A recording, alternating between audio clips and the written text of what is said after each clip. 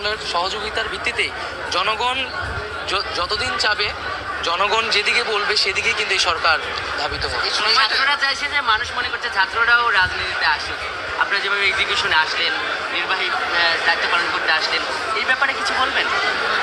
অবশ্যই, যদি বাংলাদেশ তারুণ্যের হাতে থাকে, বাংলাদেশ পথ হারাবে না।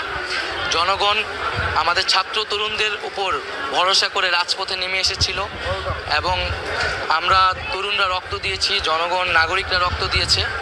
জনগণ যদি মনে করে যে তরুণরাই রাষ্ট্রের হাল ধরবে, জনগণের সেই আহ্বানে সাড়া দেওয়ার জন্য বাংলাদেশের তরুণরা প্রস্তুত আছে। কেমন সময় লাগতে কাজ করতে হবে? আপনাদের নিয়েই আপনাদের একটা বড় সমস্যা কিন্তু সবসময় থাকে, সেখানে কি আপনাদের সংস্কার বা কোনো কিছু চিন্তা আছে? অবশ্যই, এখানে আমলাতন্ত্রের জায়গাটি সংস্কার ছাড়া তো রাষ্ট্রের এই কাজগুলো আগানো যাবে না। সামগ্রিকভাবে রাষ্ট্রের সকল জায়গায় আমরা খুব দ্রুতই সমাজের অভিজ্ঞ মানুষের সাথে আলোচনার মাধ্যমে প্রস্তাবনা হাজির করে কাজ শুরু করব। বৈষম্যকে দূরীকরণের যেটা নিয়ে আপনাদের প্রথম শক্ত, বৈষম্য বিরোধী, মানে বৈষম্যকে আসলে আমরা কি ছাড় থাকবে নাকি সেবাদাতা হবে? অবশ্যই স্যার হবে না, আমরা সেবা দিতে এখানে এসেছি, আমাদের প্রতিশ্রুতি পূরণ করতে এসেছি। বৈষম্য বিরোধী ছাত্র আন্দোলন সরকারি চাকরিতে বৈষম্য দূর করেছে, এখন রাষ্ট্র সমাজে বৈষম্য দূর করে সাম্য, ন্যায় বিচার, মানবিক মর্যাদা এবং জীবনের নিরাপত্তা প্রতিষ্ঠা করবে। এই লক্ষ্য নিয়েই আমাদের আজকের পদযাত্রা।